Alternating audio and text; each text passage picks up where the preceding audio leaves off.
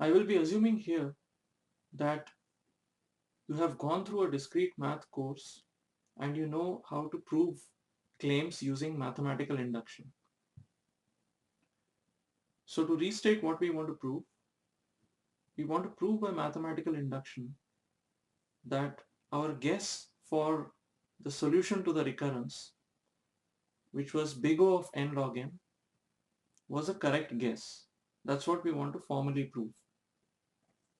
We came up with this guess based on the recursion tree method, but we weren't very precise about it.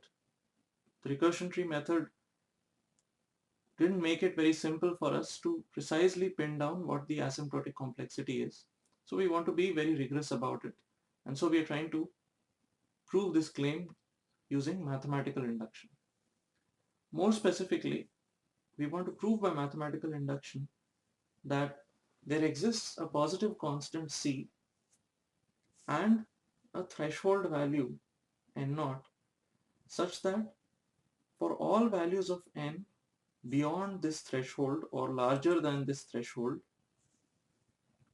T of n is bounded from above by a constant multiple of n log n.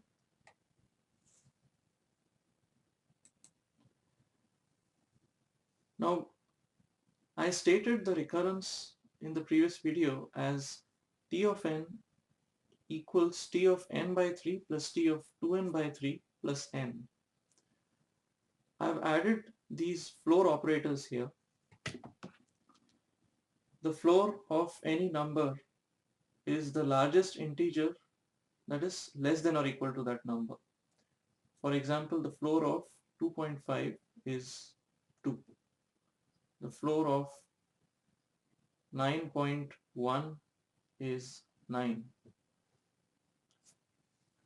So because we are looking at input sizes that are non-negative integers, we want to make sure that we are going to split a problem of size n into sub-problems that are integer in their size. So if n by 3 is not an integer, we'll be just taking the integer part of n by 3. So this is like an integer division. Similarly, if 2n by 3 is not an integer, then we'll be taking the floor of, we'll be looking at the integer corresponding to the floor of the value of 2n by 3. Moreover, I didn't state what the base case for this recursion was. When you're given a recurrence equation, strictly speaking, you should also be given the values of the function, the recursive function, on base cases. So we're going to assume that we are given the value of T of n for n equal to 0 and 1, which correspond to the smallest possible subproblems. So we'll assume that T of 0 is 1 and T of 1 is also 1. So this is the complete recurrence equation. And we're going to assume this recurrence equation specifically as we start our proof. So when we try to prove something using mathematical induction, we have to first prove the base case. Then we have to assume the inductive hypothesis is true, or the induction hypothesis is true, and then assuming the induction hypothesis is true, we have to prove in the induction step that T of n is true. So let's first look at the base case of the induction. We want to prove that T of n is less than or equal to some constant multiple of n log n for all values of n larger than or equal to some n naught. So let's check whether that's true for n equal to 0. Is T of 0 less than or equal to C times 0 times log of 0? Well, log of 0 is not defined. So this is really not a well-defined question. I mean, we can't say that t of 0 is less than or equal to c times 0 log 0 because the right hand side is not defined. It's not a well-defined expression. So let's look at t of 1. Is t of 1 less than or equal to c times 1 times log of 1? Well, no, because log of 1 is 0. Log of 1 is 0. And so the right hand side is 0. And the left hand side is 1 because t of 1 is given to be 1. So is 1 less than or equal to 0? No. So we've seen that the first two base cases for n equal to 0 and n equal to 1 are actually not true. So does this mean that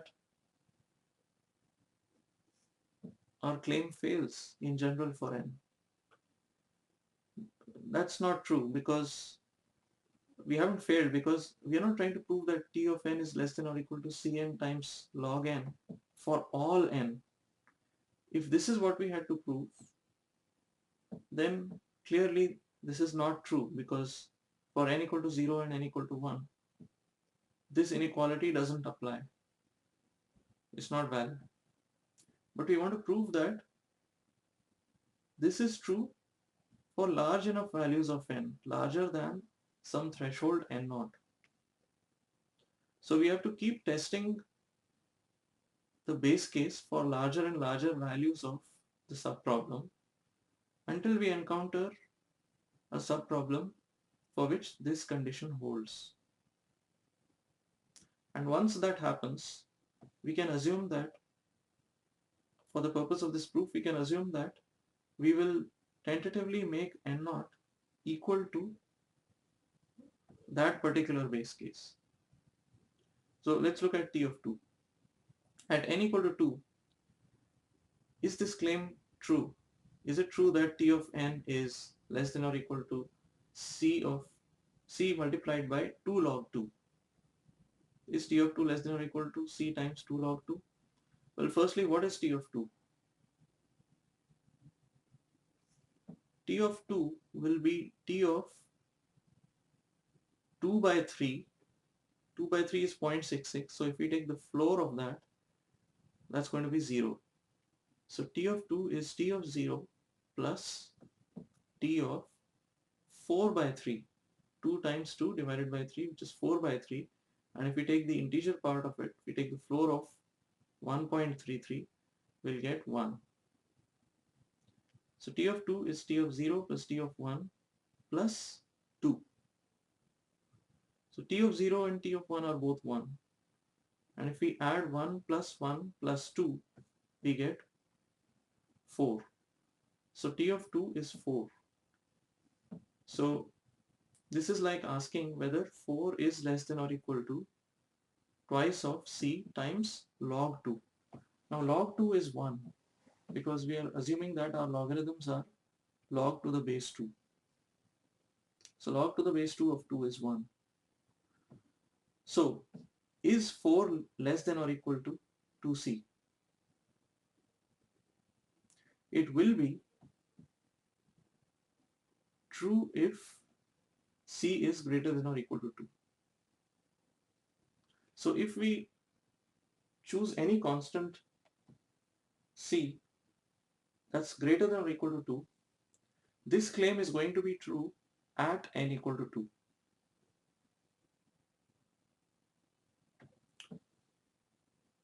So we can tentatively make n naught equal to 2 and see if we can prove that for all n greater than or equal to 2, t of n is less than or equal to cn times log n.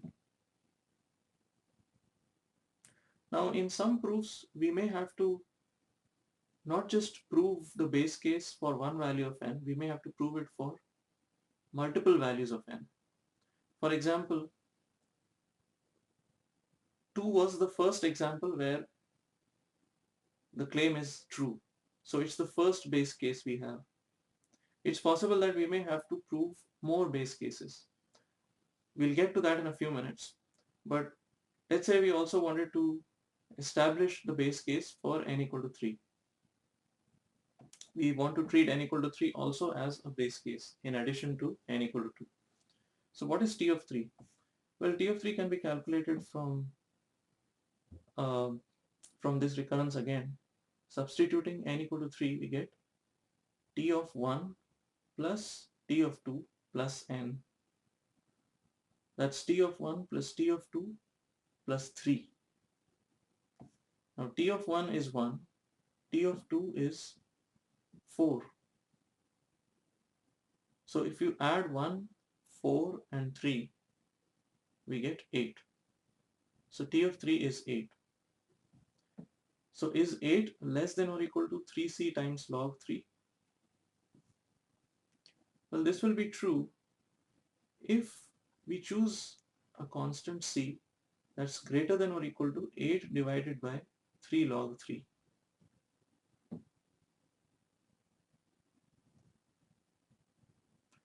Now what if we choose a constant greater than both 2 and 8 divided by 3 log 3? In that case, this claim, so if we choose this c to be larger than 2 and larger than this value, whatever it is, we can say that this claim is true for both n equal to 2 and n equal to 3.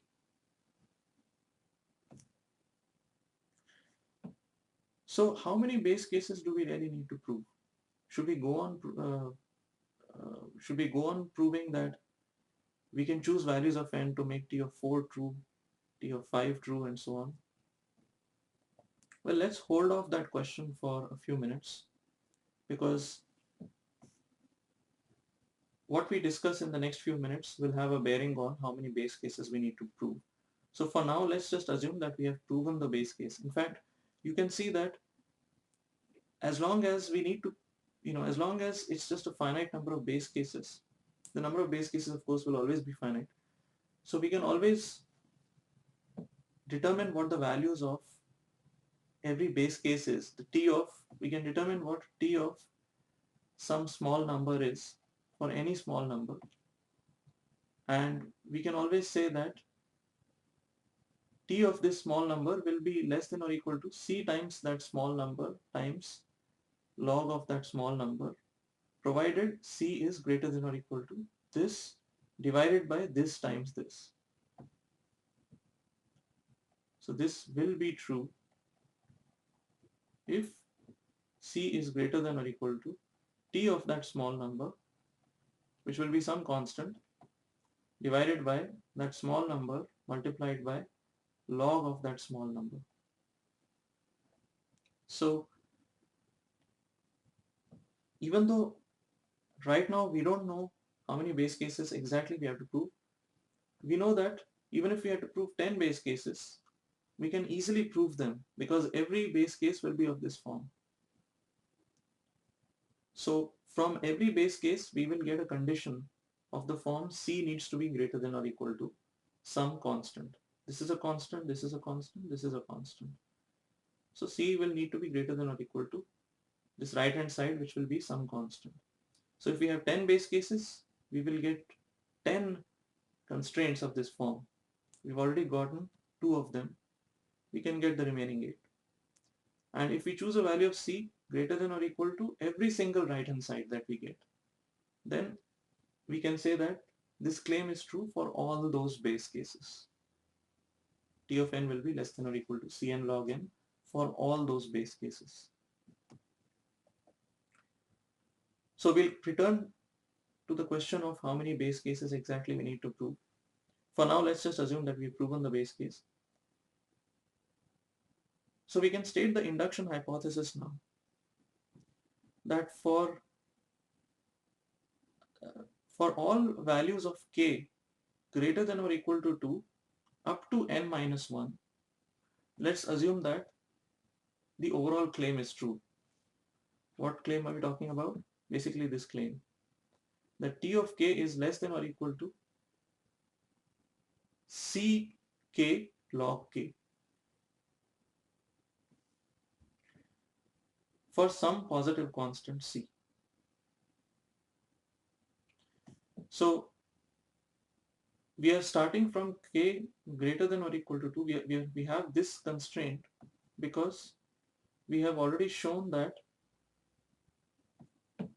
for n equal to 0 and n equal to 1, the inequalities don't apply. Then we showed that they do apply for 2, 3, and a few more base cases if necessary.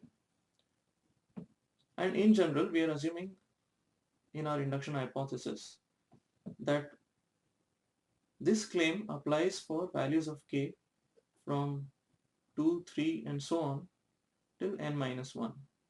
So we are using strong induction here. In strong induction, we assume that the claim is true for all values of n starting from the base case up to n minus 1. And then in the induction step, we try to prove that the claim is true even at n. So let's try to prove that the claim is true at n. That is, we need to prove that t of n is less than or equal to Cn log n given this induction hypothesis. So we'll use the recurrence for t of n here. T of n is t of the floor of n by 3 plus the floor of 2n by 3 plus n. Now, we need to use the induction hypothesis in the induction step. We need to use the fact that on smaller subproblems, right, these are going to be smaller subproblems than n, the floor of n by 3 and floor of 2n by 3. We know that for all subproblems of size greater than or equal to 2 and less than n, the induction hypothesis applies. That's what we've assumed. So we can use the induction hypothesis for values of the problem size equal to the floor of n by 3 and the floor of 2n by 3. But we need to verify that these two values lie in this range, provided that n by 3 and 2n by 3 lie in this range from 2 to n minus 1, we can use the induction hypothesis for them. Now n by 3 and 2n by 3 will obviously be less than n, so they can't exceed this range on the right side.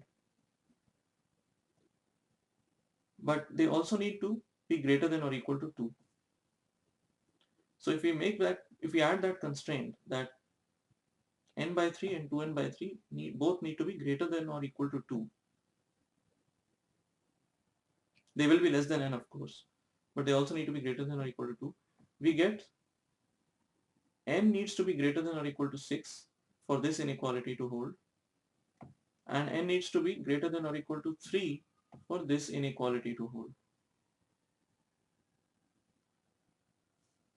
So provided that n is greater than or equal to 6, which will satisfy both these inequalities, we can say that n by 3 and 2n by 3 will lie in this range. Or in other words, provided that n is greater than or equal to 6, we can apply the induction hypothesis for these two subproblems. That is, we can say for both these subproblems that t of n by 3 is less than or equal to c times n by 3 multiplied by log of n by 3. I'm not mentioning the floor operator here because it's understood. Similarly, t of 2n by 3 can be assumed to be less than or equal to c times 2n by 3 times log of 2n by 3. This is by the induction hypothesis. But this applies for values of n greater than or equal to 6. Now, what about values like 4 and 5? We have proven directly that for values of n like 2 and 3, the claim actually holds. We prove that in our base case. But what about 4 and 5? We didn't prove 4 and 5. And if we look at what T of 4 will be, T of 4 will be T of 4 by 3, which is 1, plus T of 8 by 3, which will be 2, if you take the floor, T of 1 plus T of 2 plus N, which is 4. So because T of 4 was expressed in terms of T of 1, T of 1 was one of the sub-problems for T of 4. We don't know whether, even if we are able to prove this, even if we are able to prove the induction step,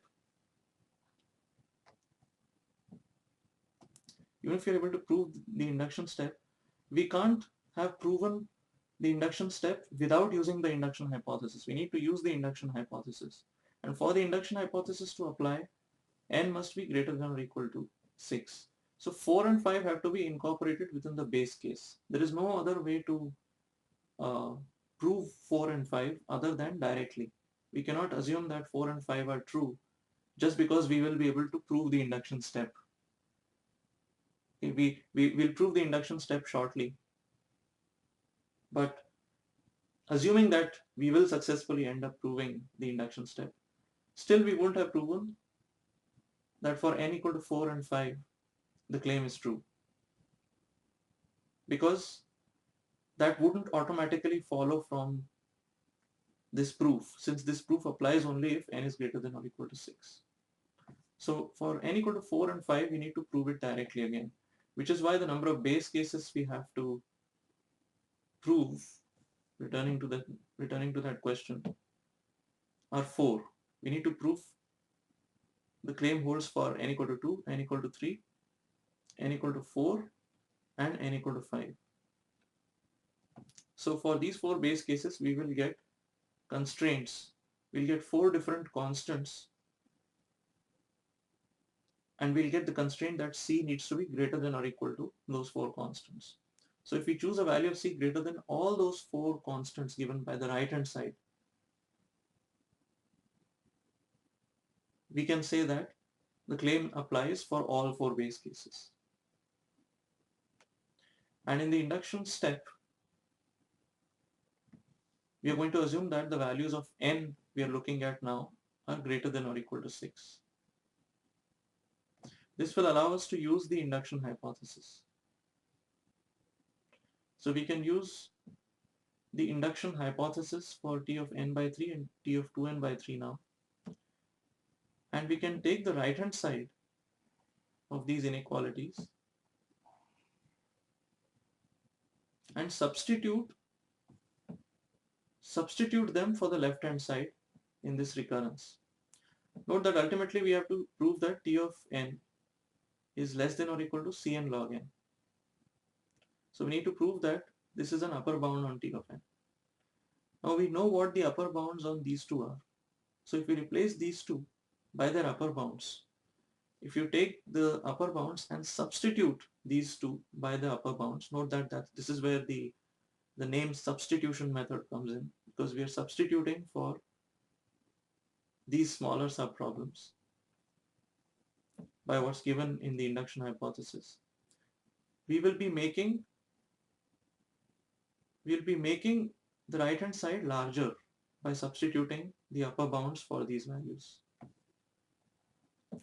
So if I substitute the upper bound for T of n by 3 and the upper bound for T of 2n by 3 here, I'll get something that is greater than or equal to T of n, because I'm increasing the value of the right hand side. Now the floor of any number n is obviously less than or equal to n. If n is itself is an integer, then both these are the same. But if n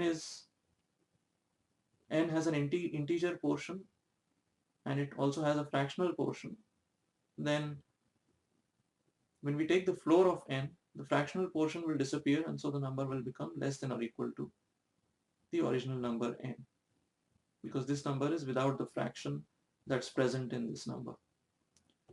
So if I just remove the floor operators here, I won't be decreasing the value of this whole expression. I may increase it if these are fractions. If any of these is a fraction, I'll be increasing the value, but if they are integers, then the value will remain the same. But definitely I won't be decreasing the value of this expression by removing the floor operator. So let's remove the floor operator, and what we'll get will be at least as large as the previous expression. This is what we'll get. C times n by 3 multiplied by log of n by 3 plus C times 2n by 3 multiplied by log of 2n by 3 plus n. So we are given that from the induction hypothesis, we know that T of n is less than or equal to this. Using the induction hypothesis, this is what we have been able to prove so far. And we need to prove that T of n is less than or equal to Cn log n. So we need to show that this is less than or equal to Cn log n. If we can show that this is less than or equal to Cn log n, we would have proven that T of n is also less than or equal to Cn log n by transitivity. If A is less than or equal to B is less than or equal to C, then A is less than or equal to C. So let's simplify this. Because we want to prove this is less than or equal to Cn log n, let's just simplify this so that we get Cn log n terms separate from other terms. So we can write this log of n by 3 as log n minus log 3. And then we can multiply Cn by 3 times log n, just opening up these two terms, opening up these brackets. Cn by 3 times log of n minus Cn by 3 times log of 3. Similarly, we can write log of 2n by 3 as log of n plus log of 2 by 3. Right? Log of a times b is log of a plus log of b. And this can be written as log of n minus log of 3 by 2. I'm taking the reciprocal of this fraction and adding a minus sign in front of the log. Because log of 1 by a is minus log of a. So let's substitute this log of n minus log of 3 by 2 over here and then open up these brackets. So we'll get C times 2n by 3 multiplied by log n minus C times 2n by 3 times log of 3 by 2. So those are these two terms here. Twice of Cn by 3 times log n and minus twice of Cn by 3 times log of 3 by 2.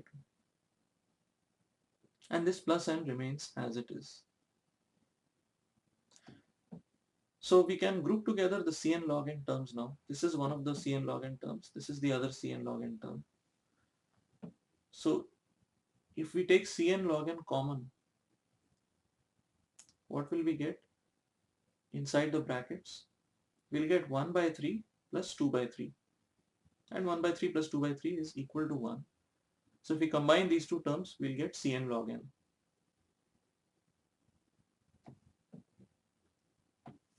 So I write Cn log n over here.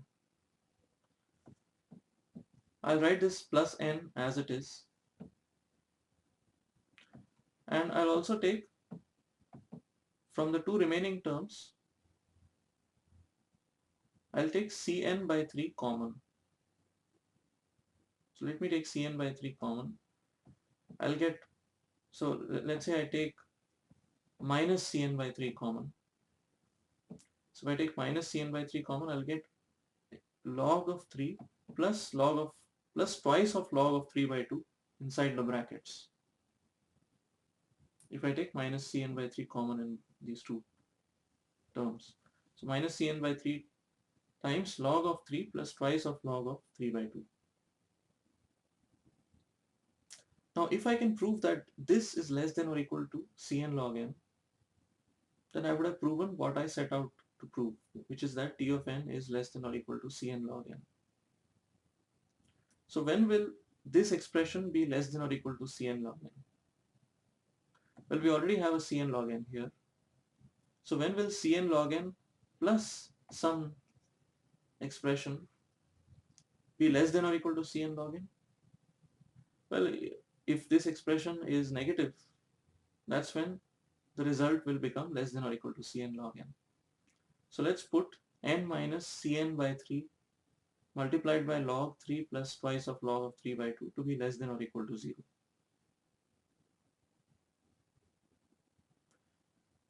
This means if I take this term on the right hand side, I'll get Cn by 3 times log of 3 plus twice of log of 3 by 2 on the right hand side, and the right hand side is greater than or equal to n. Now n and n will cancel out on both sides.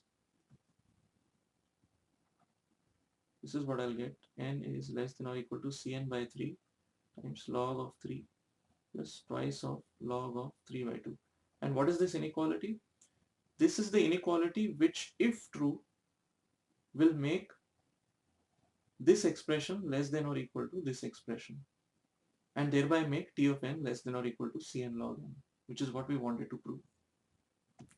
So when will this inequality hold, which will basically prove our case? Let's cancel out n on both sides. After all, n is greater than or equal to 6, so we can cancel n on both sides. So we'll get C needs to be greater than or equal to 3 divided by this expression. C needs to be greater than or equal to 3 divided by log of 3 plus twice of log of 3 by 2. Now we can combine these two terms. Twice of log of 3 by 2 is nothing but log of 3 by 2, the whole thing squared. Okay, twice of log of 3 by 2 is log of 3 by 2 squared, which is log of 9 by 4. And log of 3 plus log of 9 by 4 is log of 3 multiplied by 9 by 4, which is log of 27 by 4. So C needs to be greater than or equal to 3 divided by log of 27 by 4. And if you calculate what this value is, it turns out to be approximately 1.089. So if we choose a value of C greater than or equal to this value, our induction step will be true. That is, we would have proven that assuming the induction hypothesis is true,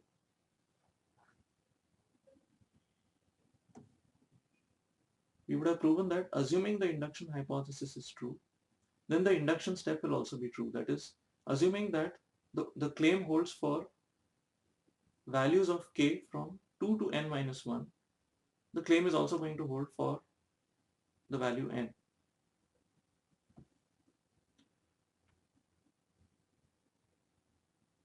Now, this is an additional constraint on C over and above the 4 constraints that we had from the base case. Right? So if we choose, so from the base case we had constraints like C needs to be greater than or equal to T of 2 times 2 log 2. It needs to be greater than or equal to T of 3 divided by 3 log 3. It needs to be greater than or equal to T of 4 divided by 4 log 4. And it needs to be greater than or equal to T of 5 divided by 5 log 5. And it also needs to be greater than or equal to 1.089. So if C is chosen to be greater than or equal to the max of these 5 values, 1, 2, 3, 4 and 5, then we would have proven the base case. The base case would be true and the induction step would also be true, and so the entire proof would carry through for all n greater than or equal to 2. Okay, so we can then say that T of n is less than or equal to Cn log n for all n greater than or equal to 2. There exists a C greater than 0. What is that value of C? Well, it's not a single value, it's an entire range of values. So if we plot these 5 numbers along the number line, let's say these are the 5 points, I don't know which of them will be larger, which of them will be smaller. But let's say these are the 5 points in whatever order they are in. If we choose a value of C larger than the largest of these 5 in this range, I can pick any value. I can pick this value or this value. I can pick any value of C from this range. I know that T of n will be less than or equal to Cn log n for all n greater than or equal to 2, because such a value of C will satisfy all 5 constraints. And if all 5 constraints are satisfied, all the base cases are proven and the induction step is also proven. This means we have proven by mathematical induction that T of n is big O of n log n, or is bounded from above by a constant multiple of n log n for large enough n. So this is n naught. N naught is 2. So we have proven that our guess was actually correct. We have proven that our guess for the solution of this recurrence was correct. We guessed that T of n is big O of n log n by drawing hints from the recursion tree. And we have formally, rigorously proved that using the substitution method or using mathematical induction.